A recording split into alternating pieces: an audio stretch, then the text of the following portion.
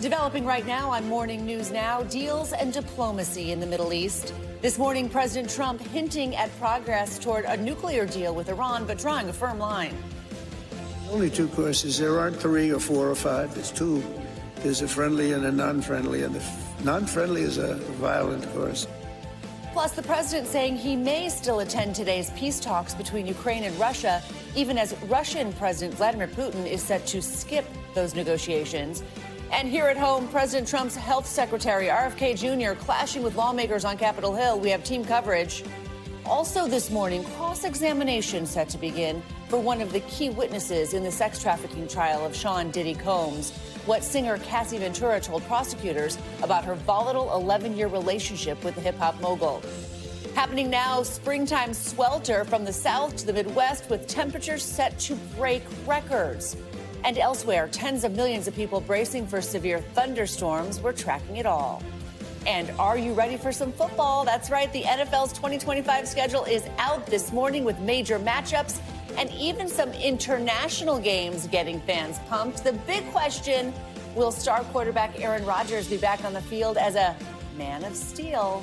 We'll get you caught up. Good morning, everybody. I'm Christine Romans in for Joe Fryer this morning. And I'm Savannah Sellers. Nice to see you all. We begin this morning in the Middle East, where President Trump is preparing for the final leg of his 4-day trip to that region. Following a breakfast meeting with U.S. and Qatar business leaders in Doha earlier today, the president indicated that a nuclear deal with Iran is close. Iran has sort of agreed to the terms. I want them to succeed. I want them to end up being a great country. And I think we're getting close to maybe doing a deal. Yesterday, President Trump also announced economic deals between the U.S. and Qatar totaling more than $243 billion. This includes a record-breaking deal between Boeing and state-run Qatar Airways. And before leaving the country, President Trump delivered remarks to American troops at Al Udeid Air Base. He will head to Abu Dhabi and the United Arab Emirates later today. We have NBC News senior White House correspondent Kelly O'Donnell. She's traveling with the president. She joins us from Al Udeid Air Base in Qatar with more on this. Kelly, great to see you. Good morning. So what more do we know about this potential deal with Iran at this point? Well, the president is certainly talking with optimism about the work that's being done to try to secure peace with Iran and to stop their nuclear ambitions. The president was very direct in saying that, and it's a continuation of U.S. policy, that there cannot be a nuclear-armed Iran. There does appear to be a greater window at the moment to bring about those negotiations, and some of his time here in the Middle East is meant to try to solidify that, to put additional pressure on Iran. And so the president's indicating that there are signs that they are willing to talk. He is also speaking about a hopeful sense of what Iran could be for the Iranian people. So trying to send, in some ways, a softer signal to the Iranian people that they could have a better future, while also leaning hard into this notion that somehow, because he is now on the world stage and is having his emissaries talking directly with Iran, that there can be a window for a negotiation. So that, of course, is critical here in the Middle East. We are in Qatar, where the U.S. base, the largest one in the Middle East, is here. Some troops still here. They're filing out. The president spoke to them a short time ago and has not yet left Qatar for UAE. But this has been a packed trip, as you know. Savannah? As it has. And Kelly, let's talk about the luxury jet the president's planning to accept from Qatar. How has Qatar responded to what has really been a growing controversy surrounding this gift? Well, certainly the gift is getting a lot of attention. The president says he wants it, that the United States needs a refreshed Air Force One. Boeing has not provided the one that is under contract. They're behind on delays. And yet this gift, a $400 million aircraft, would need to be retrofitted, and that would be a great cost. The foreign minister, prime minister of Qatar, was asked by CNN about influence buying, if that is what they are attempting to do by offering this gift, which, according to the U.S. Constitution, is not to be accepted from a foreign government. Here's how the prime minister responded. It is a government-to-government transaction. It has nothing to do with personnel, whether it's on the U.S. side or on the Qatari side. It's the Ministry of Defense, the Department of Defense. Qatar Qatar says, why would it have to buy influence with President Trump? Well, that is a big question in the United States. Is this very wealthy country that is often engaging in business and certainly trying to put out the best possible hospitality for President Trump? And, of course, the United States provides a lot of security for Qatar. Here on this base, Qatar spends billions of dollars to maintain a base the U.S. uses. So there is a tight diplomatic and economic relationship. The question of, is Qatar trying to have more influence with President Trump? That is an open one. The prime minister says, no, that's not the intention, that it's government to government. That is not necessarily how it's viewed by Democrats and even some Republicans back in the U.S. Kelly, also, we do want to ask you a kind of a scheduling question here for the president. He said this morning that he would go to talks between Ukraine and Russia, these peace talks in Turkey tomorrow, if it was appropriate, was the wording that he used. But that's different than earlier. He had said he would not be there.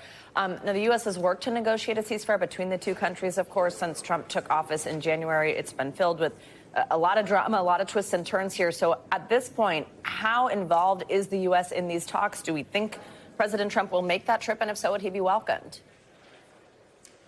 Well, the president has certainly been leaving the door open. He said a number of different things about wanting to be there if Putin were there. Putin is not attending. That seems to be disappointing to Zelensky because he is there as the head of state, and there is a lower level delegation from Russia. So President Trump has kept that an active conversation. He has a very strict schedule. From our experience covering the president, it does not appear there's any infrastructure that's been put in place for him to go to Turkey. Is it possible? Well, it's hard to say no to President Trump when he wants to go and do something. It is not on the schedule at this time. But he wants to be engaged in these talks to try to bring an end to that war. Certainly by keeping engaged and trying to get Putin to be involved, that appears to be part of the president's negotiating style to say he'd be willing to be at the table if that could help to achieve peace. But no bulletins yet on where that stands. We're keeping our eyes open and perhaps our minds open to the possibility the president could change his itinerary at will. There you go. So glad you're there. Change your trip as well. Kelly O'Donnell, thank you very much. Well, a Georgetown University professor who was arrested and targeted for deportation by the Trump administration back in March for his pro-Palestinian activism has been released from an ICE detention facility in Texas. Badir Khan Suri, who is from India and married to an American citizen of Palestinian descent, walked out of the Prairie Land Detention Center yesterday afternoon. Suri had his student visa revoked after the Trump administration accused him of supporting Hamas, which he strongly denies. Now, speaking after his release, Suri said he was treated badly and wasn't told why he was arrested. My only wrong maybe is that I married a Palestinian girl who's an American citizen, by the way. Or maybe I have sympathies to very poor people, destitute Palestinians who are facing this ethnic cleansing since 1948. There was no charge, there was nothing. They made a subhuman out of me. They took me from one center to other, not letting my family know, not letting me know that I have attorneys. A judge in Virginia ruled that Suri's detention was in violation of the First Amendment, the right to free speech, and the Fifth Amendment, the right to due process. All right, over on Capitol Hill, Health and Human Services Secretary Robert F. Kennedy Jr. faced a grilling from lawmakers Wednesday. Yeah, Kennedy was pushed on his vaccine skepticism, budget cuts, and drug pricing in a fiery hearing that was briefly interrupted even by protesters. NBC News Capitol Hill correspondent Melanie Zanona joins us now. Good morning, Melanie. You know, Kennedy was specifically questioned on the measles vaccine, given the number of outbreaks we've seen across the country. Tell us about that exchange. Yeah, good morning, guys. Secretary Kennedy was certainly in the hot seat yesterday as Democrats really grilled him over his vaccine views. Of course, that was a huge topic of conversation during his confirmation hearing, but it has become an even more pressing issue now that he has become secretary and now that we have seen a deadly measles outbreak in West Texas. Yet the secretary continues to send either misinformation or missignals about some of these vaccines. So Democratic Congressman Mark Pocan of Wisconsin really tried to pin him down on that question, which led to a rather remarkable exchange. Take a listen.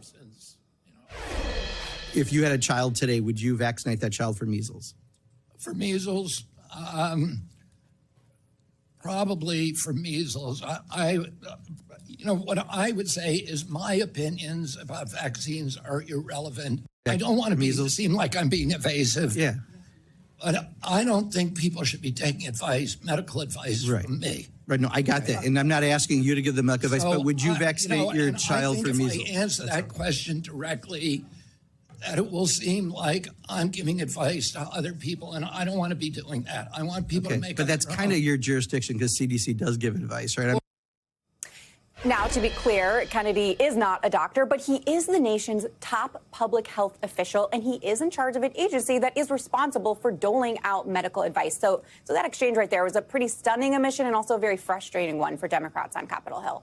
Mel, he also faced these questions, as we just mentioned, over the budget cuts, the layoffs that have taken place in his department and the ability for them to get anything done. What did he have to say about that, how he's been impacted? Yeah, that was the purpose of these hearings, was to talk to him about the White House budget request. But Kennedy was really defiant about some of these proposed cuts from the White House. He argued that what they're trying to do with the agency is spend smarter and make it more efficient. And he also insisted that no critical services would be impacted and that no funding would be withheld for life-saving research. But, you know, it wasn't just Democrats who were expressing concerns about some of these cuts. There were also Republicans on the panel who were questioning him about some specific cuts or even pleading with him in some cases to protect specific medical research foundations in their districts or to protect certain life-saving jobs. So I would say it was certainly a bipartisan grilling yesterday, although more so on the Democratic side. And Mel, there were protesters interrupting this hearing. Some were protesting Kennedy's views. Others, like the Ben & Jerry's ice cream co-founder Ben Cohen, were protesting against the war in Gaza and accused Congress of being complicit in the devastation in the Palestinian enclave. Tell us what happened exactly. Yeah, so Capitol Police did confirm that Ben Cohen was arrested yesterday for disrupting the hearing. It is against the law to protest inside congressional buildings. And so Cohen was charged with, according to Capitol Police, crowding and obstructing, but he was not charged with resisting arrest and assaulting a police officer. However, 7 other people who did disrupt the hearing, you can see some of those clips on the screen. They were holding up signs saying RFK kills. They were chanting. They were apparently resisting arrest. They were charged with resisting arrest and assaulting a police officer. So a pretty emotional and raucous moment during yesterday's hearing, guys. Wild. All right, Melanie Zanona, thank you. Thanks, Mel. Well, today, the defense team for music mogul Sean Diddy Combs will begin its cross-examination of his former girlfriend, Cassie Ventura, in his federal sex trafficking trial. This comes after Ventura gave 2 days of graphic and emotional testimony that included allegations of rape, of blackmail, drug abuse, as well as physical and psychological abuse. Now, Diddy denies all of the accusations against him. NBC News entertainment correspondent Chloe Malas has been inside the courtroom. She has the story for us, but a warning, some of the details are disturbing. Cassie Ventura describing a night in August 2018 when she went to dinner with Sean Diddy Combs after they'd broken up, seeking closure. She says when Combs brought her back to her apartment, he came in and raped me on the living room floor. I remember crying and saying no, adding it was fast. His eyes were black. He wasn't himself. Ventura breaking down on the stand as she described the emotional fallout of their tumultuous 11-year relationship, calling Combs abusive and controlling and describing a number of brutal physical assaults. The first, she says, was in 2007 or 2008 in a car. He hit me on the side of my head and I fell to the floor, she testified. I was shocked. I didn't understand why he was so angry. She said after another assault, she asked her mom to take photos of her injuries. And for the 3rd day in a row, prosecutors showed the jury this video of Combs brutally beating Ventura at a hotel. How important is all of this testimony on the domestic abuse? The allegations of domestic abuse really help explain why she stayed. And so while maybe they don't have direct bearing, they kind of explain her state of mind. She also testified that when Combs was angry with her, he threatened to release videos of their explicit encounters with escorts, which they called freak-offs. Ventura says she feared if the videos became public, it would ruin everything I worked for and make me look like a slut. Jurors were shown photos from freak-offs on their own individual screens, shielded from public view. Ventura said they had hundreds of freak-offs, which she says left her feeling emotionally empty and like I did a job, adding they led to infections and that she developed an addiction to opioids, which she used to numb her feelings. She says she ultimately went to rehab because she was spinning out and didn't want to be alive anymore. Combs' lawyers have called him a complicated man, acknowledging Combs has been violent in the past, but they say all sexual acts were consensual and he didn't engage in sex trafficking.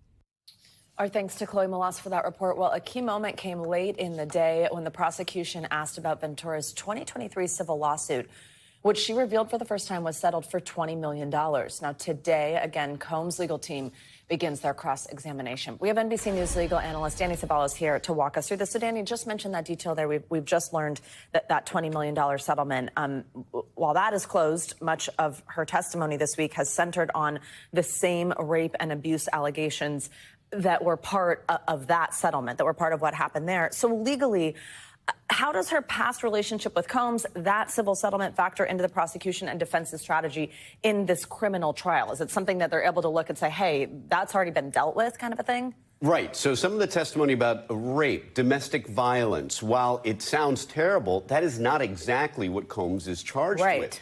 The prosecution has a much greater burden than simply proving domestic violence, which is not any of the crimes before the jury. And the defense is certainly going to exploit that. Today, look for them to explore Cassie's credibility. Look for them to explore her memory, and look for them to explore her motive. And by motive, I mean her $20 million lawsuit that settled. But that itself is a bit of a double-edged sword, because look for her also to say, yes, I did have a lawsuit, but that was settled a while ago. I have no current financial motive to be here other than to seek justice. It seems like she could also say, well, it's $20 million because he knows he did something wrong. Exactly right, and he wouldn't have settled it unless there was a reason to settle it, and we agreed to confidentiality. I'm here just testifying because I believe this is the right thing to do. I don't have any further motive to come here and testify against him. We should say he has admitted no wrongdoing. Right, exactly. Absolutely. Over the past few days, we've really heard this horrific, traumatic, sort of testimony from her, and now it's on for the cross-examination. What do you expect from the cross-examination? Because that might be, it's tricky. It's tricky to they have to try to poke holes in her credibility, but at the same time, not attack someone who many on the jury might really view as a victim. Mm-hmm. It is one of the hardest things for a defense attorney to do, to cross-examine an alleged victim of sexual violence, but they have to do it. And look for them to explore some of the willingness, some of the consent. Now, consent isn't necessarily a defense to these crimes. However, consent, if they can establish some of it, may go a long way with the jury in terms of evaluating her credibility. And as awful as the things are that Cassie testified about, that jury has to assess her credibility. And the reality is, and I know this isn't a popular opinion, sometimes witnesses or complaining witnesses in Cassie's position come off as not credible, sometimes for reasons that aren't even fair. Sometimes jurors sit there and they say, I don't know, I can't really see myself doing what you did. And this is a lifestyle that not a lot of regular people can identify with. I mean, you do have text messages where she says, hey, Combs says, let's have a freak off. And she says, okay. Now, you can go one of two paths. The jurors will believe her saying, I felt compelled to do that. Or they may say, at least one of them may say, you had a few opportunities to leave. And we know now especially that people in Cassie's position sometimes feel like they can't get out of the relationship. But what I'm saying is you may have one or more jurors who just don't identify with this situation and say, I might have left. But they do have video of her trying to get out of that situation. Oh, yeah. And bringing her back, and that might be really compelling. Yes, absolutely. As you pointed out yesterday, they've shown that repeatedly. Danny, something else happened, though, also, and this comes into the cross-examination. One of the federal prosecutors accused the defense of withholding exhibits that it plans to use here. They formally requested that it be revealed. The judge denied that. Can you first just sort of from a legal perspective explain how that works, like how there's something that they're kind of keeping to the side, and also what you anticipate that could mean or we could see happen today? So what I think happened is that the prosecution turns over documents in discovery. So we're not really talking about documents that were a complete surprise to the prosecution. It was likely part of something that was already considered an exhibit. And I think what was going on is the prosecution was asking specifically for the defense to identify which specific documents in those reams of pages of documents they were planning to use for impeachment or cross-examination. That isn't so much an issue of discovery disclosure. That might be more of a, can you reveal your strategy to us? So that may be why the judge ultimately sided with the defense. It's not quite an issue of, hey, you concealed discovery or concealed exhibits from us. It may be instead we have a giant stack of documents that we, the government, turned over, and you, the defense, we want you to tell us which exactly you plan to use in your cross-examination. That's not so much a disclosure issue. That might encroach into give us your strategy before you do it. Danny Savalis, thank you very much. All right, an unusually early season heat wave bringing triple-digit temperatures to Texas. It's forcing people out of the sun and emergency responders to work overtime to help those affected by the heat. Meanwhile, the East Coast still being battered by a series of severe storms that are causing major flooding from Virginia to Pennsylvania. And in Minnesota, a series of uncontained wildfires have already charred roughly 40,000 acres, destroying buildings and forcing evacuations. NBC News correspondent Ryan Chandler has a roundup of all the severe weather from Dallas. A dangerous dome of oppressive heat, scorching Texas ahead of schedule. Heat can be extremely dangerous, especially if you don't prepare ahead of time. At this Dallas EMS station, first responders are preparing for weather's most common killer. We kind of keep an eye out for younger children, elderly adults. We're used to the heat in Texas, just not this early. This is an unusual heat wave, giving many areas their first triple digits of the year. And it's not just in Texas. This heat is just awful. Dry heat fueling wildfires in Minnesota. More than 33,000 acres have burned. It's just too hot, too dry, too much wind. But as parts of the country bake, the East Coast is getting drenched. From D.C. to New York, some of the country's busiest airports are facing delays because of thunderstorms and rain.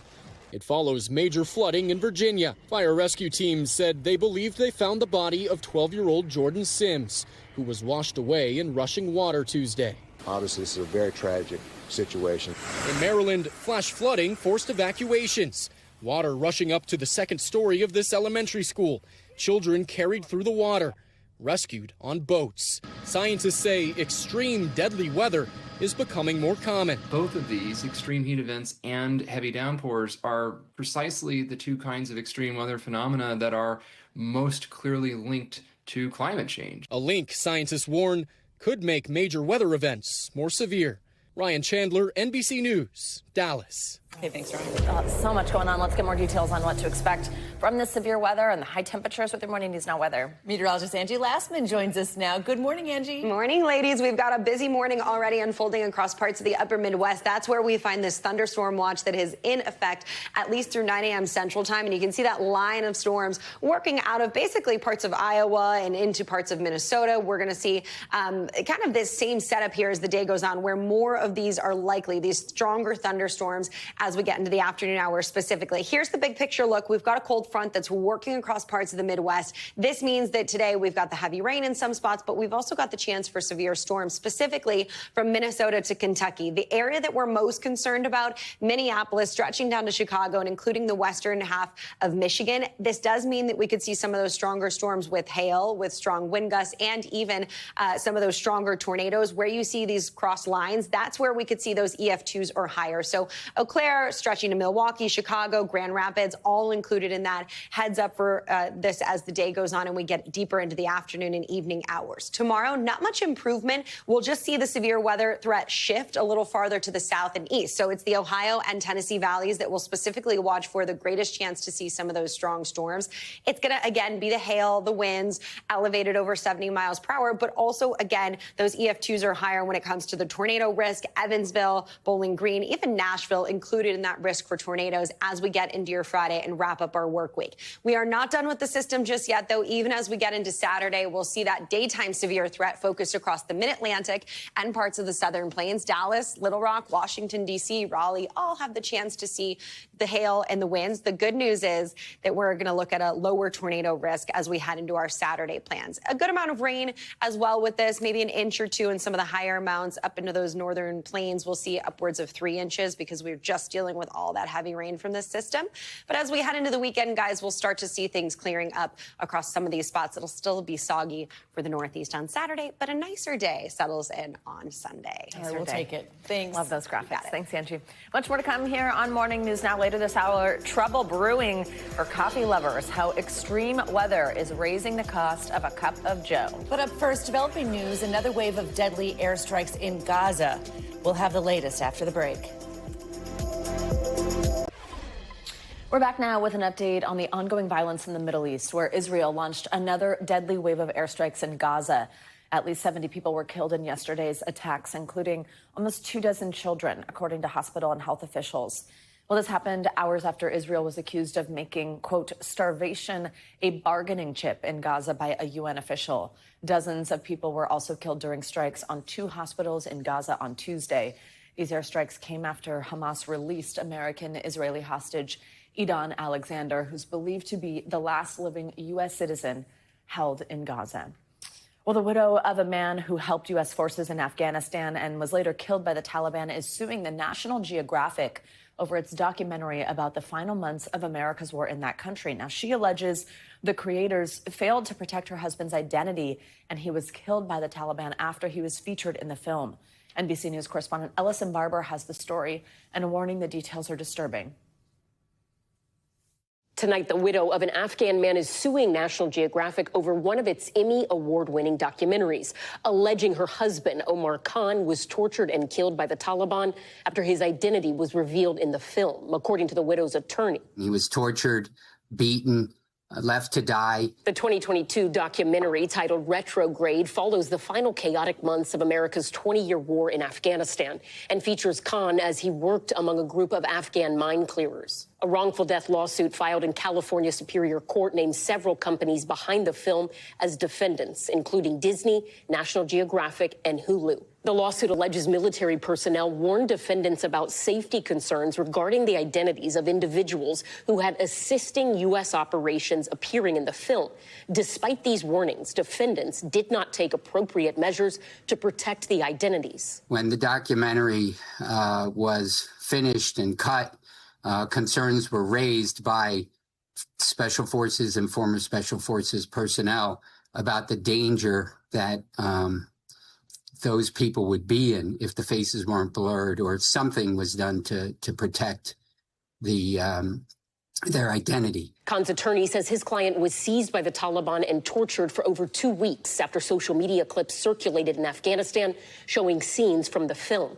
We have blurred some of the faces in the video to protect their identities. Khan's wife says he died of his injuries in April 2023 at the age of 25. NBC News obtained exclusive footage of Khan being interviewed by a member of the 12-8 Foundation, a nonprofit which helps Afghans who worked with U.S. Special Forces. The video was recorded after he was tortured and left to die, but before he succumbed to his injuries.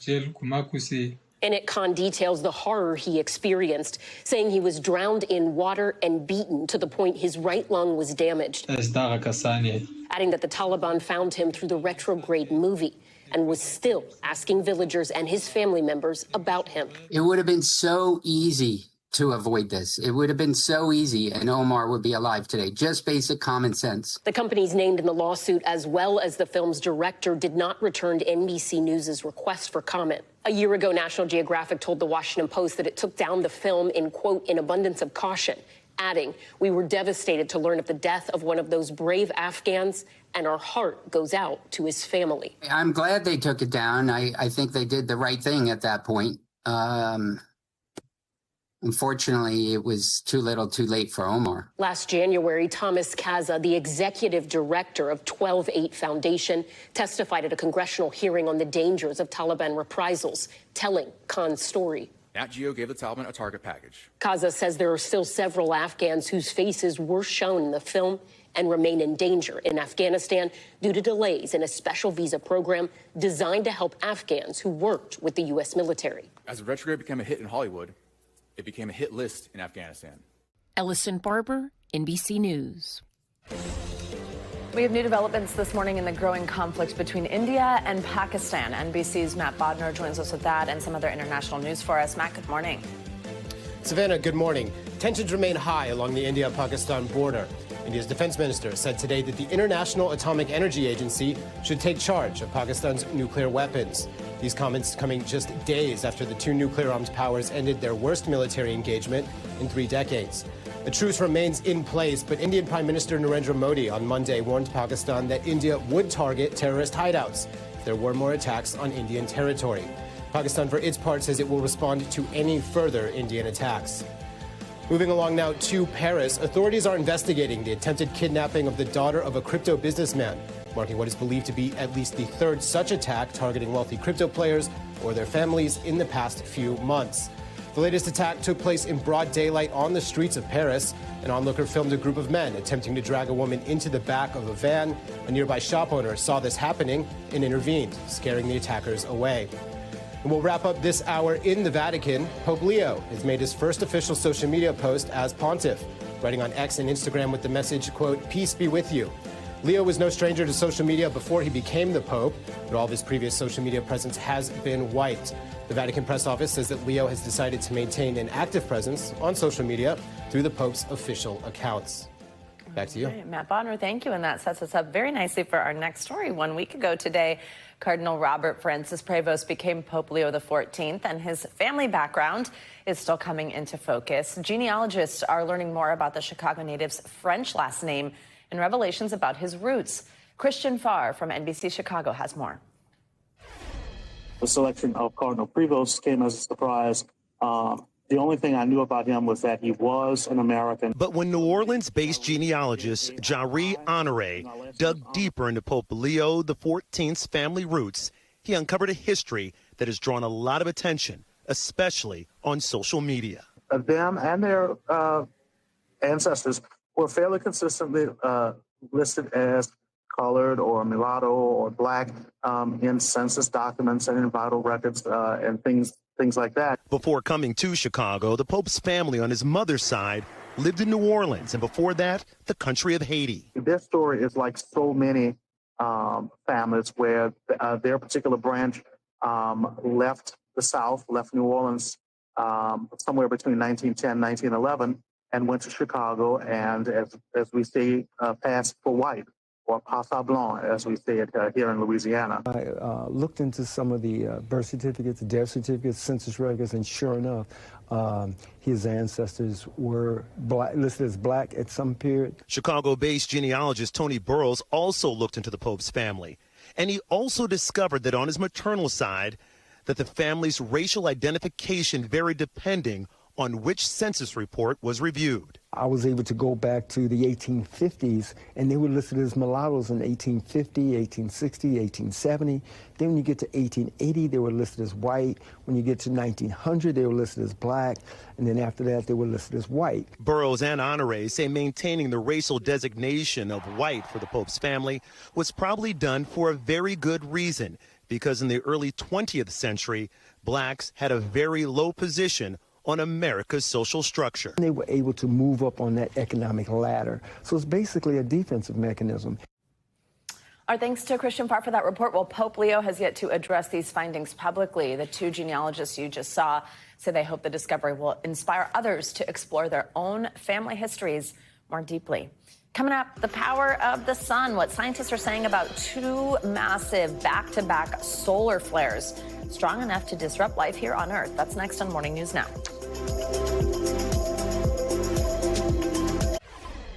We're back with a look at that massive solar storm that caused communications blackouts across the globe. Scientists say the storm triggered the strongest solar flare of the year yesterday. Get this, it hurled streams of plasma and charged particles into space and the Earth's atmosphere. NBC News correspondent Marissa Parr explains all that. Almost 94 million miles from Earth, a powerful light show on the surface of the sun. The bursts of radiation are the strongest solar flares so far this year, but issues flaring up back on Earth. Shortwave radio blackouts have been reported on 5 different continents. A NOAA forecaster says the flare occurred as the sun was over the Middle East, adding to the disruptions. So there's an 11-year solar cycle, and right now we're kind of at the peak of one of those cycles of activity. Scientists say the geomagnetic storms are caused by massive flares of plasma from the sun, specifically sunspots. The X-rays that are coming out of those flares are actually striking a layer of our Earth's atmosphere that we bounce radio waves off of.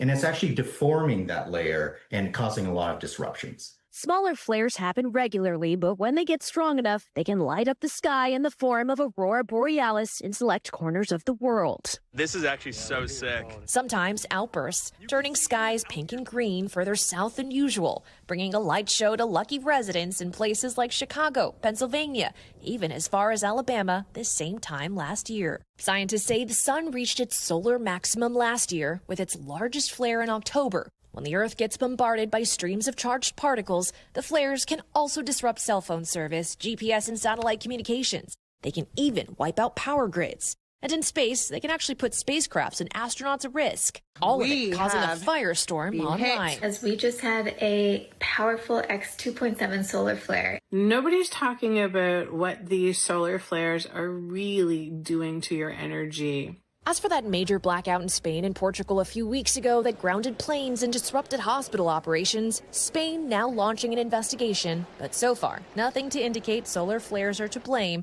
despite viral speculation. And at the center of all the activity in the last 24 hours, the sunspot known as AR4087, currently not directed at our planet, but rotating towards it, meaning the Earth might be out of the line of fire, but not for long. Marissa Parra, NBC News. The Consumer Product Safety Commission is recalling some knockoff faucet brands due to potentially dangerous levels of lead. The recall includes 4 brands, all of them manufactured in China and sold on Amazon. Officials are urging people to stop using them immediately. NBC News Chief Consumer Investigative Correspondent and News Now anchor Vicky Nguyen has more on these health risks. Check your taps. Americans are buying cheap knockoff faucets online that could leach harmful chemicals and heavy metals into their drinking water. The Consumer Product Safety Commission saying it's recalling 4 Chinese faucet brands sold on Amazon.com due to dangerous lead exposure for young children. The last thing that touches consumers' water, generally when they fill their glass, is a faucet. Aaron Boris and his product engineering team at American faucet brand Moen said they noticed cheap foreign-made faucets for sale on Amazon and paid a third-party lab to test 19 of the top-selling products. The lab found 17 of the 19 faucets exceeded national drinking water standards, 11 for lead and 15 for organic compounds, including carcinogens and a chemical used to treat lice and scabies. Consumers that use these products and drink this water with these higher level of contaminants are going to be at higher risk for getting things like cancer. Moen says an estimated 35 million cheap faucets from foreign brands were sold in the U.S. in the last 5 years, citing an industry e-commerce tool. The faucets might seem like a bargain at a price of $30, and they look a lot like those from top American brands that can go for hundreds of dollars. At a Senate subcommittee hearing, Moen asking the government to close intellectual property loopholes. When searching for this one Moen valve on e-commerce, we found one real Moen SKU. That same search resulted in 41 counterfeit SKUs. Consumers have no chance of discerning a real product from a fake, nor do the most experienced plumbers. Counterfeiting is bad for your business, but you're saying it's also bad for consumer health. Absolutely. They are exposing the American consumer to health and safety concerns. Amazon has not responded to our request for comment. The companies selling the recalled faucets couldn't immediately be reached. The government saying in its recalls that consumers should immediately stop using those faucets, adding that until they're replaced, people should only drink from them after running the water for 15 seconds. You need to ban people who can't, meet our safety standards. Senator Tammy Duckworth has raised safety concerns. The American consumer is going to know that they need to stop using all of these faucets that they may have bought on these websites. Throwing cold water on knockoff faucets and warning consumers. Vicky Nguyen, NBC News. Really important information there. Thanks, Vicky. Coming up, a self-driving speed bump. Waymo recalling 80% of its driverless fleet after a string of wrong-way mishaps. The investigation now underway. Next on Morning News Now.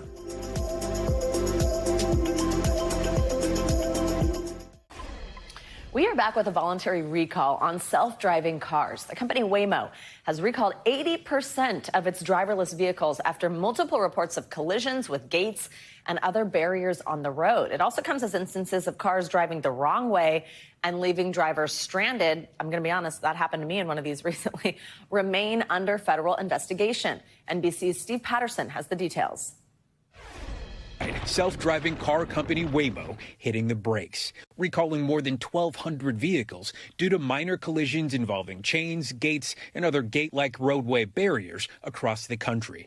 Waymo, whose parent company is Alphabet, citing a software issue which was resolved in November 2024 as the root of the problem, and stating that none of the resulting crashes caused injury, and the vast majority of which were low speed.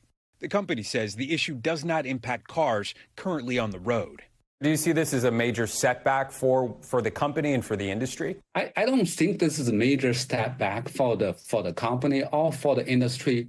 It just highlights this is the root cause of the scientific problem that has not really been resolved. Waymo, going the wrong way! Last year, the National Highway Transportation Safety Administration launched an investigation into Waymo after reports of its robo-taxis exhibiting driving behavior that potentially violated traffic safety laws. Some instances caught on camera. Why is this thing going in a circle? I'm getting dizzy. A man stuck in a Waymo on his way to the airport in Scottsdale as it drove out of control in circles. This car is just going in circles. A low-speed crash into a telephone pole in Phoenix. Oh my God. A robo-taxi turning into oncoming traffic in Tempe. It's going the wrong way. One swerving in and out of its lane, others driving into construction zones. Sir, we cannot move. We're sorry. And ignoring an officer's instruction to pull to the side. We're not driving! We reached out to the NHTSA, which confirmed the investigation is still open. Despite these incidents, Waymo reiterating their technology leads to safer roads. Waymo data showing their driverless cars reduced injury-causing collisions by 81% compared to expected human performance over 50 million miles. I'm optimistic. My estimate is within the next 5 years, we should be able to overcome and fundamentally resolve these type of issues and then allow the companies to deploy in a large scale. A Waymo spokesperson telling NBC News, we hold ourselves to a high safety standard, and our record of reducing injuries over tens of millions of fully autonomous miles driven shows our technology is making roads safer. Steve Patterson, NBC News. Certainly a talker there. Well, more financial news for you. If you are a big Walmart shopper, you might soon notice a rise in prices. NBC's Savannah Hanau joins us with some information there on other money news. Hey, Savannah, good morning. Hey, Savannah, good morning to you. Well, Walmart beating first quarter earnings estimates, but the company did fall just short of sales expectations. Now, Chief Financial Officer John David Rainey said that tariffs are still too high and consumers could start to see higher prices as soon as later this month. Now, Walmart also marked a milestone. It posted its first profitable quarter for its e-commerce business, both in the U.S. and globally. All right, YouTube announcing a new tool to let advertisers use Google's Gemini AI model to target ads when viewers are most engaged with video. So this feature called Peak Points can identify times when videos are being watched the most and then places ads right after those moments. Now, it could potentially enable a higher click-through rate. It's a key measure that determines how much money creators can make on YouTube. And Apple is updating maps to include recommendations from outside sources such as Michelin and Golf Digest. So place cards will now show descriptions and images from expert sources. Users will also be able to book select hotels directly from the app with the option to make reservations at a restaurant through Michelin and tea times through Supreme Golf. Savannah, just makes it easier and easier for us to do things. That's right. There you go. Savannah, thank you. Well, while tariffs are responsible for the recent rise in prices on many things, experts say extreme weather in South America is actually what is responsible for driving up coffee prices. Reporter Christian Harsa from our Portland, Maine affiliate has more on why your morning cup of joe might cost a little more. There are few things people like more than a good cup of coffee. And coffee is getting more expensive. This time last year, we were paying green price in the $2.20 per pound, and now we're paying over $4 a pound. Roasters like founder of Coffee Hound Coffee Company, Chris Keegan, import coffee beans from many places. Java, Sumatra, Ethiopia. And Brazil, the world's largest coffee producer. So if Brazil has them down, it doesn't matter if everybody is up 100%. It's still going to follow the Brazil prices. Last year, Brazil went through a drought, causing coffee prices to boil to a 50-year high. Unfortunately, our hands are kind of tied. Wayne Johnson of Chimera Coffee in Bangor says his business's focus is to ground potential coffee price hikes. Just look at how can we generate income other ways across the board. Such as a canister membership program to sell ground coffee in bulk at a discount. So it's $1 an ounce versus, our retail bags are normally $1.25 plus. Those refillable containers also cut down on packaging expenses that are expected to increase due to tariffs. I don't know if I should put in an order for bags that are coming from Taiwan. A one-man operation, owner of Blind Tiger Coffee, Charlie Biondo, says the costs are adding up. it's harder to compete with larger roasters that can buy more and get better discounts on volume. Biondo says he'd like to focus more on the coffee rather than being steeped in spreadsheets. I like the old way better. Our thanks to Christian Herseth for that report. Well, the first reports of the Brazil coffee harvest come out in July, which will indicate if coffee will be cheaper next year. Coming up, football frenzy. The NFL is out with its 2025 schedule, and the lineup's already getting fans excited. More on the matchups and the efforts to grow the game overseas. This is Morning News Now.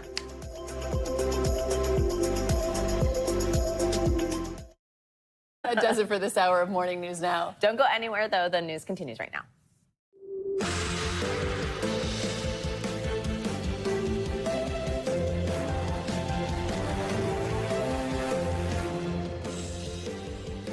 And good morning. I'm Christine Romans in for Joe today. And I'm Savannah Sellers. Thanks for being with us right now on Morning News Now. Helter Swelter.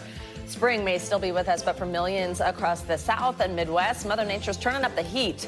Meanwhile, a rash of severe storms spawning this tornado in Nebraska and causing dangerous flash flooding on the East Coast. Our Angie Lastman is tracking it all for you where you live in just a moment. Also this morning, President Trump's whirlwind diplomacy tour in the Middle East hitting the United Arab Emirates today after the commander-in-chief touted a possible nuclear deal with Iran just hours ago while wrapping up a busy stay in Qatar. We've got the details as Israel sounds the alarm over America and Qatar's budding relationship. Plus, contentious testimony on Capitol Hill from the nation's top health official, Robert F. Kennedy Jr. In one heated exchange on his track record with vaccines, Mr. Kennedy actually saying Americans shouldn't look to him for guidance. If you had a child today, would you vaccinate that child for measles? Probably for measles. I don't think people should be taking advice, medical advice from me. More from that hearing, including how the secretary is now defending those deep cuts to his department's staffing. And later in the hour, we've got some welcome news for your wallet on this Thursday morning. We'll reveal where consumers are actually seeing price tags drop from the checkout counter to the auto industry. We've got our expert here on that. And then a last-minute warning from Walmart where you might see prices rise, but we'll balance that off for you. We just warned people about that one. Thanks for joining us and being with us on Thursday, Friday, Junior. We're going to begin this hour with the extreme weather that's sweeping across the country, impacting millions of Americans. Powerful storms in the mid-Atlantic and the Northeast are causing major flooding in places like Maryland and Pennsylvania. And then meanwhile, unseasonably dry and windy weather is fueling a series of wildfires in Minnesota. So far, more than 30,000 acres have been burned. Dozens of structures have also been destroyed. The National Guard is now on the scene helping to evacuate people as they try to fight those fires. And unseasonably hot weather in the South, including a record-shattering heat wave in Texas, is now expanding to the Midwest into places like Illinois. And that's where we find NBC News correspondent Maggie Vespa. She's in Chicago and joins us now with the latest in her home state. Good morning, Maggie. Hey, Christine, Savannah, good morning. I know, hard to believe looking at the calendar, but temperatures here in Chicago are expected to potentially top 90 degrees later today. People have already this week been flocking to boats and to beaches to try and cool off, a trend that authorities say has already proven tragic as severe weather wreaks havoc nationwide. This morning, with more than a month left in spring, millions nationwide are roasting in a summer-like swelter. This heat is just awful. A triple-digit heat wave smashing a dozen daily records across the South. You can see I'm sweating. Today, expanding into the Midwest, with temperatures from Michigan down through Texas expected to soar into the 90s and beyond. It has neighbors frantically passing out water, first responders prepping for heat emergencies, and AC repair companies working around the clock. There's been a huge influx in service calls for us. The surprising heat prompting urgent warnings in typically cooler states. In Chicago, authorities stressing the water in Lake Michigan is still dangerously cold after family members confirmed 23-year-old Brian Wynn, a midshipman in the Naval ROTC, drowned while swimming there earlier this week. Meanwhile, the dry, hot stretch fueling rare wildfires in northern Minnesota. The flames burning close to 150 structures and more than 30,000 acres. Weather is not always predictable, and that same goes for these fires. Overnight, severe storms causing large hail And this tornado to touch down in Nebraska, while whipping winds and flash flooding continue to sweep across the East Coast. All of it comes as millions in the mid-Atlantic are still recovering from torrential rains earlier this week. In Virginia, search crews finding the body of 12-year-old Jordan Sims swept away Tuesday by fast-moving floodwaters. A chaotic week of violent spring weather with Mother Nature ready to turn up the heat. And back here in Chicago, this latest wave of sweltering heat is expected to potentially be followed by a new round of violent storms tonight, which, guys, is fueling rumors and concerns online that tonight's Beyonce concert at Soldier Field behind me could be impacted. We actually reached out to Beyonce's team and to Soldier Field. So far, no response. But, guys, just one more kind of potential layer amid this wild week of dangerous weather. I'll send it back to you. Nice to see you, Maggie. A lot of disappointed fans if that's getting impacted. Maggie, thank you so much. We have more on how the severe weather may impact your area with your Morning News Now weather. Angie Lastman's here with it all. Hey, Angie, good morning. Hi, guys. Good morning to you. Let's kick off with some of those temperatures that Maggie was just highlighting for you. And first, those heat alerts that are mainly focused across parts of southern Texas, anywhere from San Antonio to Corpus Christi and out towards the border, including Laredo, are going to be included in that heat advisory for now. We could potentially see that expand as the day goes on. But either way, we've got another round of kind of some of these record-breaking potential temperatures that are likely for us across much of the southeast and parts of the southern plains as we get into this afternoon. Notice where we could see those triple digits. It's San Antonio, it's McAllen. Both of those locations could see the potential for either a broken high record temperature or a tied high record temperature. Montgomery, you're into the 90s today. We'll end up at 96 degrees in Jacksonville. We've kind of got a high pressure that's holding steady along parts of the Gulf Coast here, not just today, but tomorrow too. And that's ushering in all that warm air. So no surprise that tomorrow we once again take a run at some records. Tallahassee, Hattiesburg, even Austin will be near record high temperature for your Friday. Big picture look at temperatures across much of the east. Well, it's warmer than normal. No surprise. We've been dealing with this for days now. We've got Minneapolis headed to the low 80s. We've got Pittsburgh into the low 80s, upper 80s for Atlanta today. Even St. Louis, 92 degrees. This spreads farther towards the East Coast here as we get into tomorrow. So a warm one for Washington, D.C. for your Friday, 87 degrees, 80s for Lexington. Even Chicago still into those warmer than normal temperatures with a high into the 80s tomorrow. As we look ahead to the weekend, it is shorts and t-shirt kind of weather. We've got 90s in Raleigh on Saturday, and we hang out into the 80s through basically the whole weekend and into the upcoming work week. Upper 70s for Sunday in New York City. We hit the 90s across the board through the weekend and into early next week for Montgomery, and mid-90s for Charleston. Now, you heard Maggie mention there's a chance for severe storms, and we've already had kind of a busy morning across parts of the upper Midwest, and specifically Sioux Falls right in the bullseye of that thunderstorm watch. But this is going to be kind of what we set the stage for as the day goes on. It's a big chunk of the country that we're going to look at today and even into tomorrow for the chance to see some of those stronger storms. As we look ahead to our Friday, it'll be centered across the Ohio and Tennessee valleys, guys. And we're going to continue to see the potential for that here through our afternoon hours today as well. We'll finally start to get a bit of a break across the Midwest with severe weather as we get into Saturday and beyond, but we'll still see some soggy conditions for the Northeast and the Pacific Northwest. So much We love rain you here. anyway. I know. How can I fit it know. all in? You love me anyway. Oh, Christine. You're so She's not used to that. You're I'm so not used to much- that. Normally, Savannah complains. She's upset. There's no snow. Here. It's a little nicer. Don't blame you for the forecast. All right. Thanks, Angie. You got it. Well, President Trump is preparing for the final stretch of his 4-day trip to the Middle East. And before leaving Qatar, he delivered remarks to American military troops at Al Udeid Air Base earlier today. That's home to the headquarters of the U.S. Central Command. NBC News Chief White House correspondent Peter Alexander is traveling with the president. He's at that base. Peter, good morning.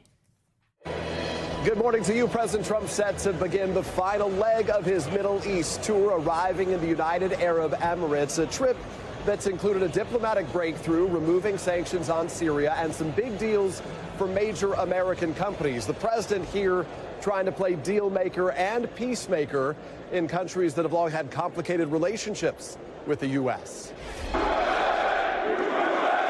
This morning, President Trump wrapping up his whirlwind visit to Qatar, greeting U.S. troops at the largest military base in the region. It's an amazing part of the world, and our relationship has never been stronger. One of his top priorities here, getting Qatar's help persuading Iran to give up its nuclear program. Today, suggesting an agreement with Iran could be on the horizon. Iran has sort of agreed to the terms. They're not going to make, I call it in a friendly way, nuclear dust. We're not going to be making any nuclear dust in Iran. The president also touting one of the largest sales ever of Boeing airplanes, an agreement with Qatar Airways, while still trailed by criticism even from within his own party about his plan to accept a Qatari jumbo jet to be used initially as Air Force One. Overnight, the Qatari prime minister dismissing the controversy. This is a very simple government-to-government dealing. Adding that the decision is still under legal review and not an effort to buy favor. Still, many Republicans are questioning the proposed deal with a country the president previously called a funder of terrorism. I can think of a lot of other things Qatar could do for us, like, for example, quit harboring Islamic jihadist terrorists who are trying to kill Americans. Israel, the U.S.'s top ally in the region, is also raising concerns about America's relationship with Qatar. A spokesperson for the Israeli army speaking overnight saying, Qatar is a terror sponsoring country. I'm not so sure it's in the United States' interest to be putting so many eggs in their basket of Qatar. This country, like Saudi Arabia before it, rolling out the red carpet for the president. Qatari fighter jets yesterday escorting Air Force One. And a contingent of camels greeting him before a glitzy state dinner. The warm reception coming just 2 weeks after the Trump Organization, led by the president's adult sons, struck a deal here to build a luxury property with beachside villas and a golf course. Also this morning, with potential peace talks set to get underway in Turkey, Ukrainian President Volodymyr Zelensky has arrived there, but Russian President Vladimir Putin is a no-show. Earlier, President Trump saying that he didn't expect Putin would go if he was not going. The president had previously said that he thought these talks would determine if peace was possible, saying then the U.S. and Europe could plan accordingly. Back to you. Peter, thank you so much. All right, over on Capitol Hill yesterday, Robert F. Kennedy Jr. faced tough questions around a whole host of issues related to his tenure as Secretary of Health and Human Services. Mr. Kennedy was pressed on his vaccine skepticism amid a rise in measles cases across the country and the deep cuts to his agency's budget. NBC News chief Capitol Hill correspondent Ryan Nobles joins us now with more on that testimony yesterday. That was something, Ryan. Yeah, sure was, Christine. Good morning. Kennedy at times was defiant, and he rejected specific accusations that his reluctance to fully support and endorse vaccines could leave millions of Americans at risk. Robert F. Kennedy Jr., Donald Trump's pick to run the country's top health agency, telling members of Congress that Americans shouldn't get their medical advice from him. If you had a child today, would you vaccinate that child for measles? Probably for measles. What I would say is my opinions about vaccines are irrelevant.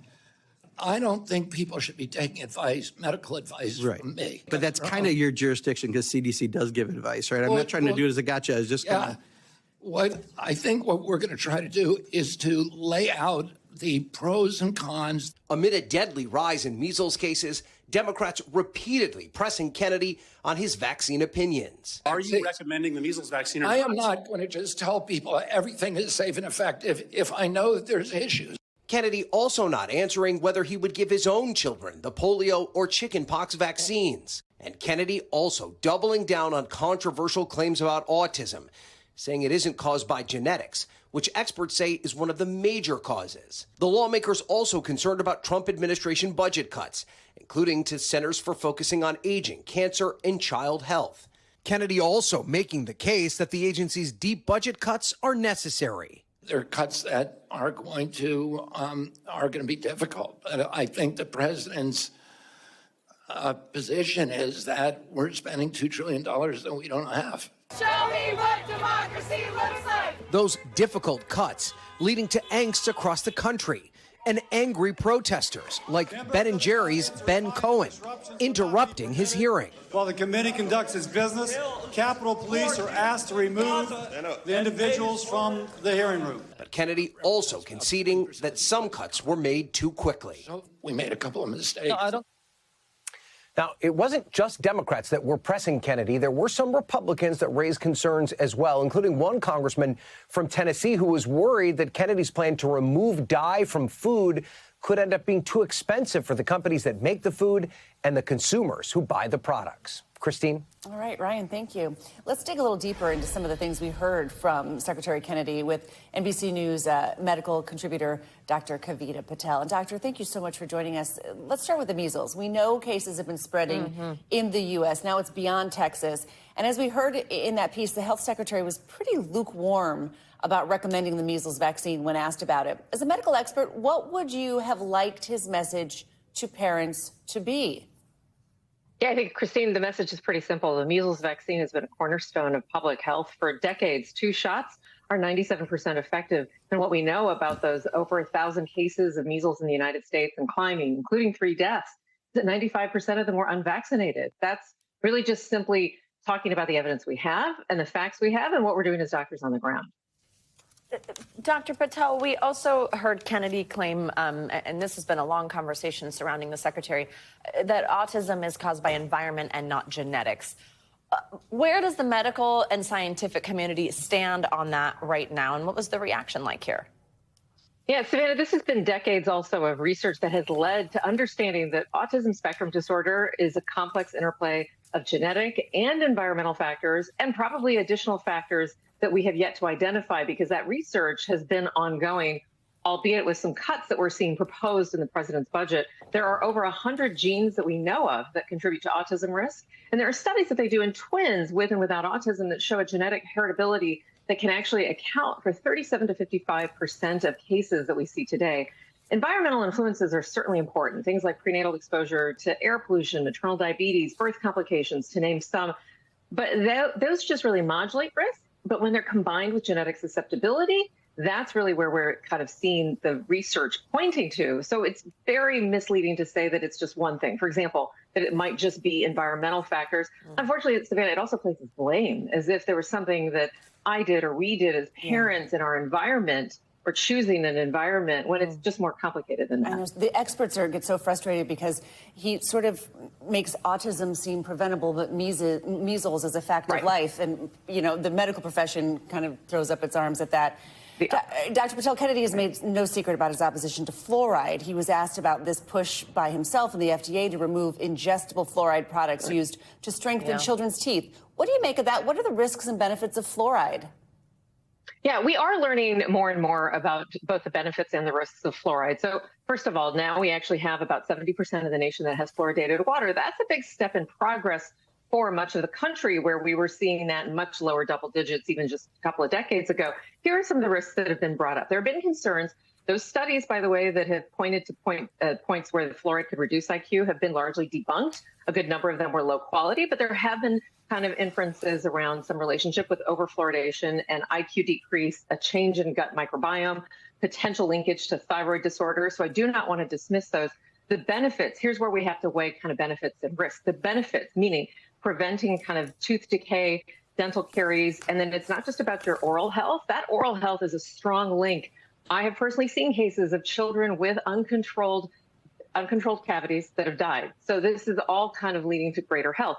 The evidence is still overwhelming that fluoridation of the water, but also topical fluoridation that dentists can give you, all of that helps to prevent all of those kind of harms that we were talking about, caries, risk of death, infection. So I do think that, again, this is one of those areas where the science has been we've made so much progress over decades. So the science of how much fluoride in the water is helping us is lower, but it's not gone, and it's still pretty significant. All right, Dr. Kavita Patel, thank you so much. Great information, important information this morning. Thank you. So many topics. Thanks.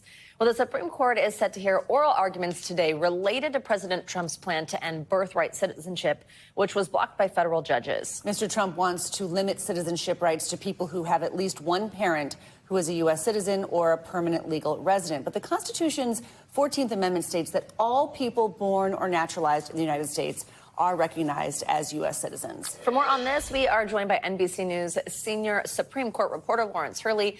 We're also joined by NBC News Now legal analyst Angela Sanadella. Good morning to both of you. Thanks for being here. Lawrence, I'll start with you. So what's being argued today, it's not really about whether or not that order is constitutional, as we understand it. It's really about whether judges can block presidential orders, can take that step. Is that right? That's right, yeah. I mean, what we've seen in the last few months is a lot of anger within Trump world, within MAGA world, about judicial decisions that have gone against the administration. And what we have here is a case of the Justice Department kind of taking some of that anger and kind of channeling it into an actual legal argument, which is not something that we've heard before. And the legal argument is that judges don't have the authority to block these orders nationwide. What they're saying is that judges only have authority to issue rulings that affect the parties that are in the case in front of them. So in other words, if you sue to block birthright citizenship in a court somewhere around the country, the judge could say rule in your favor, sure, but the judge can't then say, okay, we're going to block this nationwide. And that's happened in 39 cases so far, according to the Trump administration, on all kinds of different policies. So that's the issue that they're bringing to the Supreme Court, and they're really hoping that the court's going to give a big boost to the Trump agenda by saying that judges can't do this. Angela, let's bring you in here. Even if the justices side with Mr. Trump, this order could face further challenges about whether it's constitutional. What are the arguments on both sides? Yeah, so look, this is really, again, just about the injunction. So that's really all that we expect the arguments to focus on today. And the question there is about logistics. It's about whether or not 22 states right now are the only ones who have sued with regards to this. That means that the other 28 states have not even had any issue with this whatsoever. So really what the question that the Supreme Court is going to consider is whether or not it makes sense logistically or chaotically to have only 22 states having one policy and then 28 states not. Now, with the issues of birthright citizenship, they are constitutional. It's a question of what is the definition of a person born natural in the U.S.? And also, what is the definition of being subject to jurisdiction of the U.S.? Does it include someone who is not born here? Does it include a resident or a non-resident? Our viewers may have just seen a moment ago, we had up a NBC News article that really said that this could have broad implications for the president's agenda across the board. The courts have tried to get involved and stop quite a few things that Mr. Trump has tried to do by executive order. So could this decision here impact more broadly other decisions? Yes, absolutely. So we're going to hear the challengers today actually try to limit the discussion only to this question of birthright citizenship. Because again, the logistics are so crazy with regards to citizenship, having 22 states have one decision and then the other states have a totally opposite decision. But there's also the possibility that the justices could decide overall these nationwide injunctions that are universal, that are issued by a federal judge, are not constitutional, which then could mean that these judges could not place a blanket stop on his policies, which then could mean his policies could just move forward without these injunctions that are happening across the country. Sounds complicated. Lawrence, it's unusual for the justices to hold a hearing in May. What do you think the potential outcomes are that we're looking at here? And where could the White House go if the court doesn't rule in its favor? Well, first of all, if the justices decide that these injunctions are fine, the birthright citizenship plan is basically dead in the water, right? There's 3 judges across the country who blocked it nationwide. There isn't a single judge that's ruled in favor of it. And the Supreme Court, when it eventually hears this case on the merits, is probably going to rule that it's unconstitutional. So that's put to one side. The other side is if they do limit these injunctions, as we just heard about, they could limit it in a big way to just the parties that sued individuals who are pregnant women who are about to give birth across the country, or they could allow the states that sued to also sue on behalf of the people who live in their states, which would at least limit this order to the states that didn't sue. So there's lots of different ways the court could deal with this, and they haven't really dealt with it before in the past. So there's going to be a lot of discussion in the arguments today about, is this the right case to do this in? And if they do something, as we mentioned, it's going to have broad implications for the rest of the Trump agenda. All right, both of you, thank you so much, Angela, Lawrence. Nice to see you. We're just over a week away from the Memorial Day weekend and the start of the busy summer travel season. Delta CEO Ed Bastian was just on the Today Show earlier to talk about the summer ahead amid a nationwide shortage of air traffic controllers. Here's a bit of what he had to say. It's the safest form of transportation in the world. The most skilled aviation professionals in the world work and operate the U.S. airspace, so it is absolutely safe. Now, it's not acceptable, the state of the conditions, and what happens is, in order to keep it safe, everything gets slowed down at the sign of any kind of risk. The FAA is now making the recent travel concerns a priority after equipment failures at Newark Airport and a controller hotline that's been out of service at Washington, D.C.'s Reagan National Airport. NBC News senior correspondent Tom Costello covers aviation for us and has more from Reagan National. Yeah, good morning. We've learned that hotline, which is between the controllers here at Reagan and the Pentagon just a short hop away, that was out of action for 3 years. We'll have more on that in just a moment. But the focus this morning for the FAA and the airlines is getting Newark Airport up and properly ready for a very busy travel season.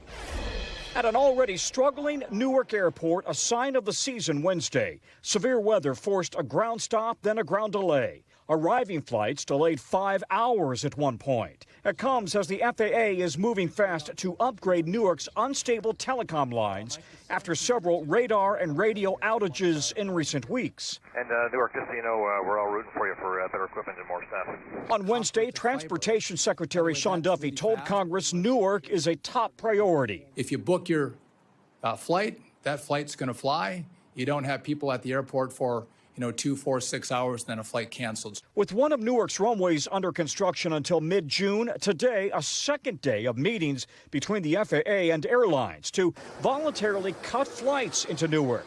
Already, United has cut nearly 36 daily flights. You're meeting with your competitors to trim down the Newark schedule. We are going to work to figure out how, with the government as a mediator, how to get the aircraft heading towards the runway consistent with the capabilities of the runway. The airlines and the FAA insist Newark airspace remains safe, but Secretary Duffy acknowledged he'd recently changed his wife's flight to avoid Newark. My wife had to do an event, and she was in the city of New York, and so I did. I moved her from Newark to LaGuardia, not for safety, but because I needed her flight to fly. She had to get there. Meanwhile, more than 3 months after an Army helicopter crashed into an American Airlines regional jet in Washington, killing 67 people, the FAA says a hotline between controllers at Washington Reagan and Pentagon helicopter controllers has been out of service for 3 years. On May 1st, another Army chopper deviated from its flight path, forcing 2 regional jets to abort their landings. Now that we became aware of that event, we're insisting upon that line to be fixed before we resume any operations out of the Pentagon. Yeah, the Pentagon has suspended all flights, all chopper flights right now around Reagan Airport. Separately, while the FAA is short about 3,000 controllers nationwide, the administration is making the point it has not cut any air traffic controllers as a part of its trimming of the federal workforce. Back to you. Thanks, Tom. Well, the last scheduled hearing ahead of jury selection in Brian Kohberger's murder trial is set to get underway today. He is the man accused of fatally stabbing 4 University of Idaho students back in 2022 in their off-campus home. NBC News correspondent Liz Kreutz has a preview on what we can expect today. Well, hey there, this trial that's felt so far away for so long is now just weeks from starting. The judge recently denied the defense's attempt to rule out the death penalty in the case, and there are still some big unanswered questions that could be settled in today's hearing. This morning, Brian Kohberger expected to make his final court appearance before jury selection in his long-awaited quadruple murder trial this summer. Both legal teams fighting their last battle over what evidence that jury will be allowed to see. Kohberger's attorneys have said they're investigating other suspects in the 2022 murders and that one of their experts believes it's likely there were 2 people and weapons that night. We came across a tip that would appear to be an alternate suspect, and we're trying to work through that as rapidly as we can. The judge has required the defense to provide evidence connecting any alternate perpetrators to the murders ahead of the trial. At today's hearing, he could make key decisions on what records are allowed in court, like phone logs, surveillance video, and purchase history. The judge already ruling to allow data from Kohberger's Amazon account that shows he purchased a K-bar knife and leather sheath, like the sheath found at the murder scene, which investigators say had DNA that matches Kohberger's. At a pretrial hearing last month, he had a stern reprimand for Kohberger's defense attorneys. But you've made some serious accusations against the state of hiding evidence, and yet you've provided no factual basis. 0. Hi, something is happening. Something's happening in our house. We don't know what. In August, Kohberger will stand trial for the murders of 4 University of Idaho students, Kaylee Gonzalez, Madison Mogan, Ethan Chapin, and Xana Kernodle, found stabbed to death in their off-campus home. Kohberger's attorney says he maintains his innocence, but recent court decisions may set back his defense, including that a witness's description of an intruder with bushy eyebrows can come into play at trial. The most recent ruling that the death penalty is still on the table if Kohberger is convicted. For the father of victim Kaylee Gonzalez, that provided a sense of relief. You got to hold people accountable, and I feel like that's what's happening. Now, we don't have an agenda for today's hearing, so we can't say for sure what will be discussed, but we do know this is the last scheduled pre-trial hearing before the jury selection process gets underway on July 30th. The trial itself is set to begin August 11th. Back to you. Okay, Liz, thank you. More to come on this hour of Morning News Now, including the everyday essentials that are bucking inflation and, believe it or not, actually getting cheaper. For now, where you can spot the savings. First, though, after the break, critical new peace talks between Russian and Ukrainian officials hitting a roadblock this morning. Why President Putin is MIA from these latest negotiations in Turkey. Those stories and more are up next. Stay with us. All right, let's get more on those high-stakes peace talks between Russia and Ukraine. As we reported earlier, after Russian President Vladimir Putin suggested the talks, then he failed to show up. That's right. Ukrainian President Volodymyr Zelensky had traveled to Turkey for the discussions, hoping to meet the Russian leader face-to-face, but it is unclear if that will now happen. NBC News chief international correspondent Keir Simmons is in Istanbul and joins us now with the latest. Good morning, Keir. It's been a busy few hours. Can you catch us up on what happened today and when talks are expected to start? Well, it's chaotic, honestly. I mean, it doesn't look at it. We're in front of the Bosphorus. Beautiful sunny day here in Istanbul. But actually, if you just turn the camera that way, you'll see that there is just a pack of reporters from around the world, probably 200, I would guess, Turkish, Russian, not so many Ukrainians. And there may be a clue there. Behind the reporters is a former Ottoman palace, now one of President Erdogan's offices, residency, places where he works. And the reason everyone is here is because they think that maybe the talks will take place here. But there was talk of 10 o'clock in the morning, then after midday. Now there's talk about after 5 in the evening. So we don't know. And I mentioned the fact that there's a lot of Russian reporters here. It's the Russians who seem to be saying that's when the talks are going to happen. President Zelensky is with President Erdogan in the capital. So it's very difficult to tell what's happening right now. Keir, as we mentioned, Zelensky, he wanted to meet face-to-face with President Putin. He even said he's not going to meet with any other Russian representatives. What do we know about Putin not attending and how we think that's going to shake out and what it means for negotiations? Well, the Kremlin has made clear that President Putin isn't coming. President Zelensky, as I mentioned, is here. And you're right. What President Putin suggested was that today they could have talks. And then effectively President Zelensky upped that to saying, let's have a face-to-face meeting. President Putin clearly doesn't want that. And he's being criticized by the Ukrainians for sending a very low-level delegation. So, I mean, there's so much, there is just so many differences between these two sides, even in terms of where to meet, when to meet, who should meet. And maybe it's all part of gamemanship. You know, who knows, the negotiation process. Keir, the United States has been very involved with this process. President Trump has made ending this conflict a priority for his administration. What is the U.S. position on the talks? And do we expect President Trump, who's in the region, potentially to make an appearance?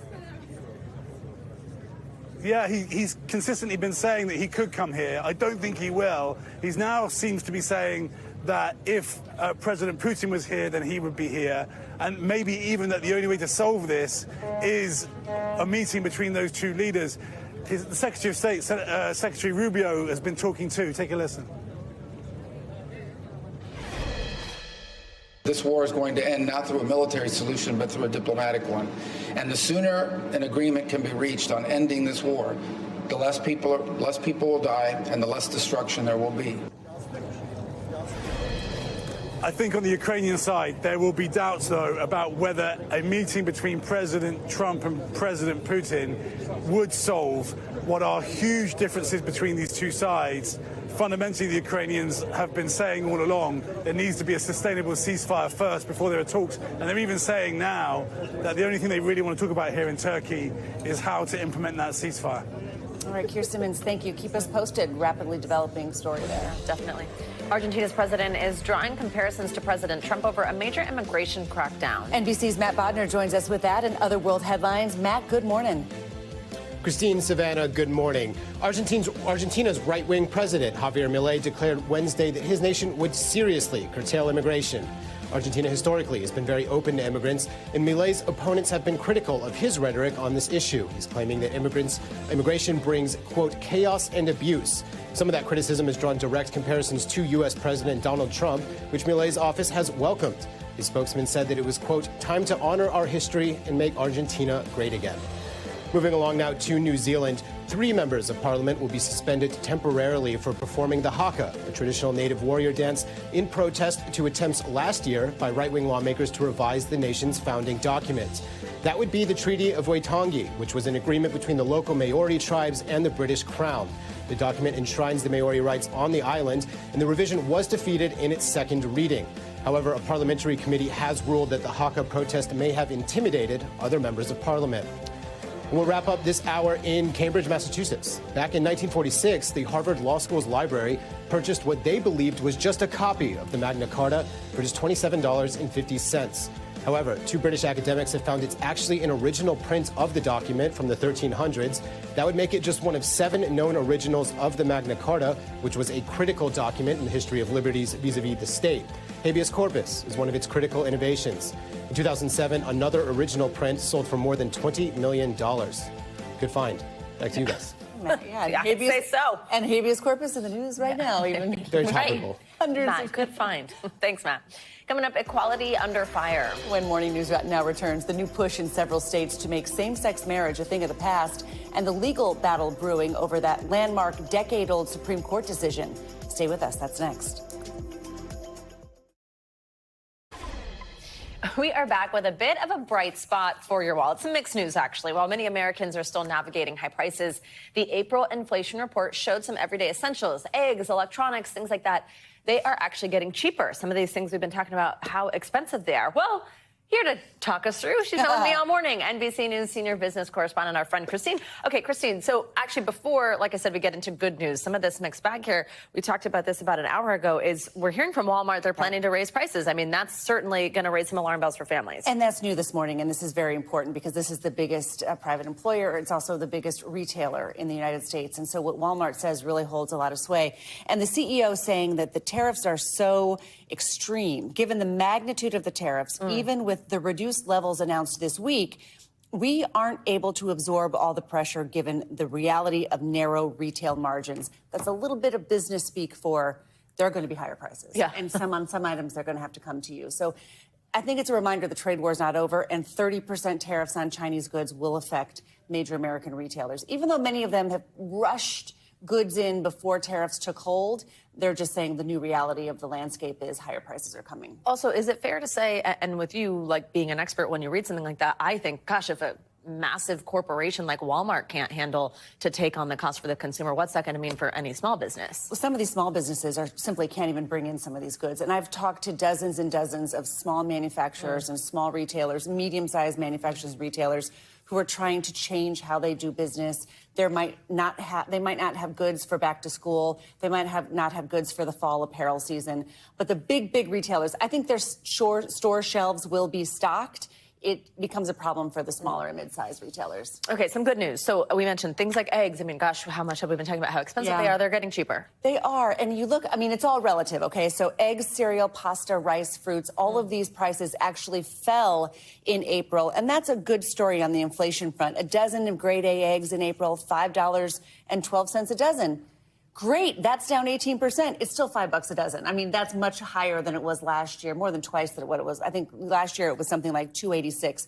So a lot of people maybe feel some relief, but again, it's relative over the past few years.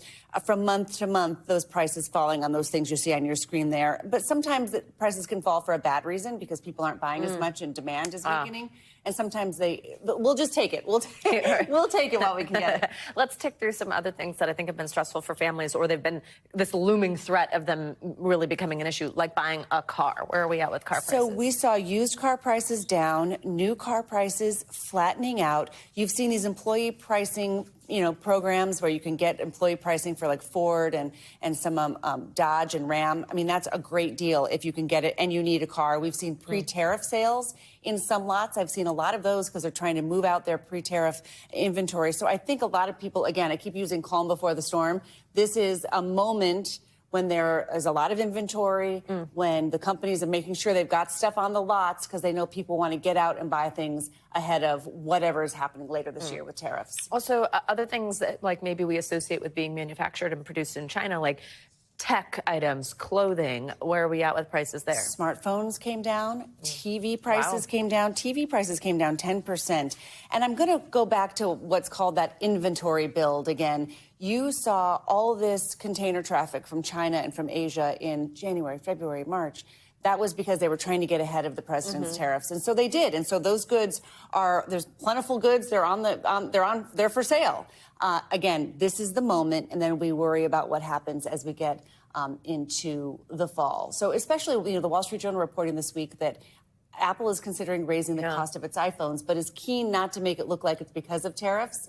Because, a lot of these companies, I'm not saying Apple is, but a lot of other companies are concerned about raising the ire of the president of the United States to be called out about something. So it's notable that the Walmart CEO, in his public comments today on that earnings call, said prices may have to rise because these tariffs are just so big, even 30%. We saw that direct sort of conversation happen, broadly for us all to see with Amazon when they talked about adding a tariff, and he said, I don't want you to see that. But men's sweaters, men's suits, women's dress suits, footwear, girls' clothes, all of those things are on sale right now. God, a lot of things down. Go buy what you need. Thanks, Christine. You're Really welcome. good information. Well, the summer marks 10 years since same-sex marriage became legal across the United States. For many, this battle may seem over, but there's a new push in several states to overturn the historic Supreme Court ruling that made it all possible. NBC News correspondent Stephen Romo spoke exclusively with the man behind that landmark case about where things stand today. Jim Obergefell, the man whose name is synonymous with marriage equality, now warning the win he fought so hard for is facing new threats. Did you think 10 years on you'd still be answering questions about the same topic? I certainly wasn't expecting to be talking about the threats to marriage equality, the potential for Obergefell to be overturned. In June of 2015, it was the Supreme Court ruling on his landmark case, Obergefell v. Hodges, that gave same-sex couples the constitutional right to marry. But a decade later, he says that battle continues. What would you say to them, someone who feels like it's safe, marriage equality is safe? Abortion rights. For 49 years, people grew up with that right. And then with the proverbial stroke of a pen on that decision, that right was taken away. We have to learn from that. Since the 2022 Dobbs decision revoked the constitutional right to abortion in the U.S., many, including Obergefell himself, have wondered if same-sex marriage may be overturned as well. In his concurring opinion on Dobbs overturning Roe versus Wade, Clarence Thomas specifically called out Obergefell. We should not feel safe. Over the last 6 months, Republican lawmakers in 10 states have introduced measures aimed at rolling back same-sex marriage rights. A resolution to condemn the Supreme Court of the United States decision in Obergefell versus Hodges. Restore marriage to a union between one man and one woman. To reverse Obergefell versus Hodges decision. What this resolution does is it rejects the Obergefell decision. NBC News has reached out to the authors of these states' resolutions. They either declined an interview or did not respond. None of the resolutions have passed yet and are non-binding even if they do. But Mass Resistance, the anti-marriage equality group that has helped write many of the resolutions, says just keeping opposition to the Obergefell ruling in the public eye is a win for them. The group telling NBC News they think this should be left up to the states, and they question the constitutional grounds of the 5-4 ruling. Marriage is a right, and it shouldn't be dependent on where you live to be able to enjoy that right. Why is queer marriage any different than interracial marriage or any other marriage? Obergefell says he never set out to be the voice of this movement. He learned his partner, John Arthur, had a terminal ALS diagnosis. So in 2013, they decided to fly from their home state of Ohio to wed in Maryland, where same-sex marriage was legal. But realizing their marriage would not be recognized on Arthur's Ohio death certificate, Obergefell went to court. I'm here today in front of our nation's highest court. And won. A bittersweet celebration as Arthur died before the ruling. People stop me still and hug me. Often they start crying and they talk about what this decision, what marriage equality means to them personally, or for someone they love. Public opinion has shifted over the last decade. Now 69% of Americans support same-sex marriage. That had increased across parties, but dipped recently among Republicans to 46% now in favor. And just last year, Justice Samuel Alito wrote about what he called the danger of the Obergefell case, saying he worries Americans who do not hide their adherence to traditional religious beliefs about homosexual conduct will be labeled as bigots. Despite the continued back and forth, Obergefell says there's plenty to celebrate in the decades since that landmark ruling. Where do you think we'll be in 5 years? Are you optimistic? My husband, John, was a very optimistic person, and he certainly had an impact on me. So I do my best to stay optimistic. I have to accept and be confident in that and have hope that we will prevail. Stephen Romo, NBC News. There is much more to come on this hour of Morning News Now. Don't go anywhere. We'll be right back after this quick break. We're back with some money headlines for you. We're going to take a look at the latest read on unemployment that's out just this morning. Savannah Hanau has that breaking information for us and some other headlines. Savannah, good morning. Hey, Savannah, good morning. Yep, we are just getting a fresh take on the labor market. Applications for jobless benefits held steady last week as layoffs remain low despite uncertainty over how President Donald Trump's tariffs will impact the economy. So the number of Americans applying for unemployment was unchanged at 229,000 for the week.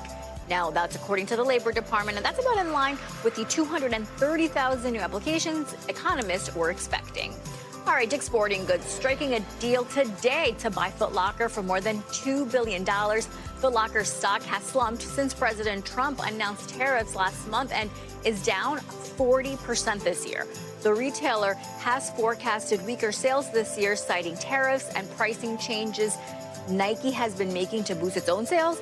Now, Foot Locker has roughly 2,400 stores in 24 countries and also owns Champs Sports.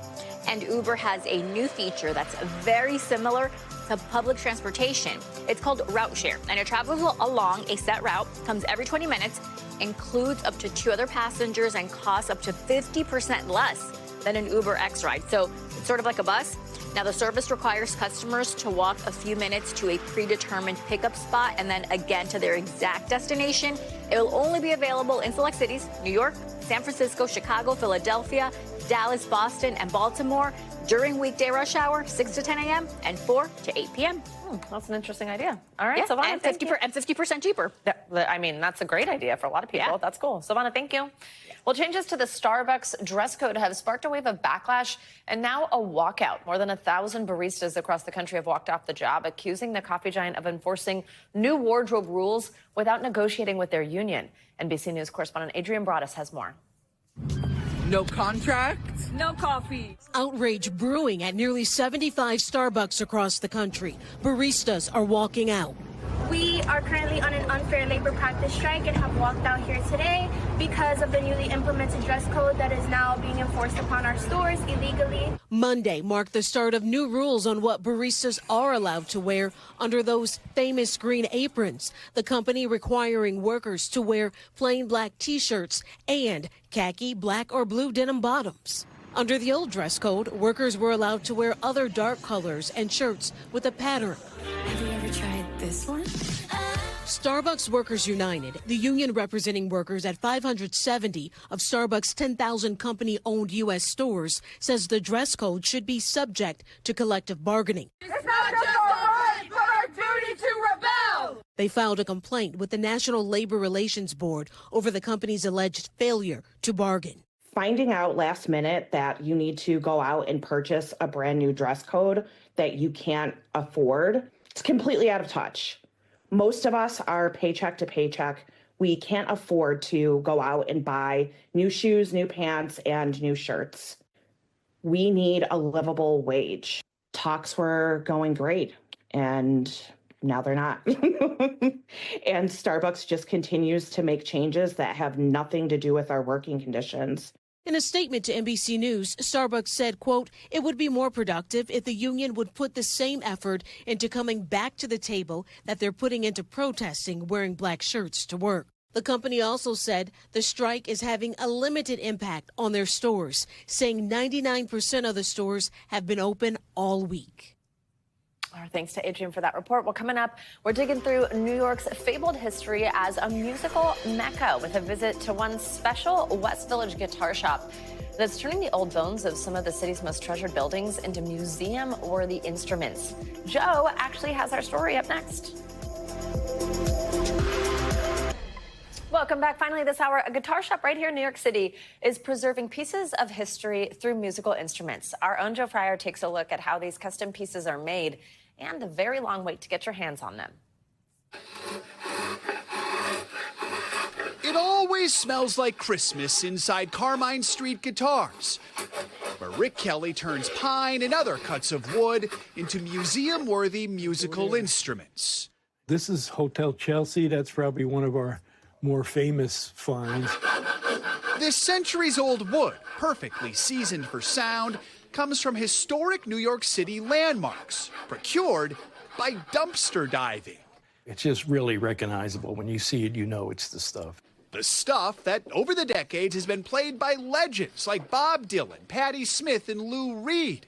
Guitars crafted from the bones of old New York, and now made by a new generation. I'm trying to do this. Cindy Hewlett started as an apprentice here 13 years ago. I didn't want to just build myself a guitar and leave. She didn't leave. No, she didn't. Couldn't get rid of her. Cindy's social media following is huge. The wait list for her custom guitars is over a year long. Business is rocking. I mean, we're family. I'm just as lucky to have somebody to pass it on to, so it's great. Yeah. I'm not crying, you are.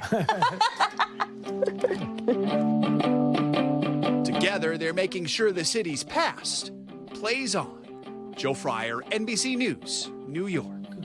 It's just so neat and good to see Joe. Well, that's going to do it for this hour of Morning News Now. Stay with us, though. The news continues right now.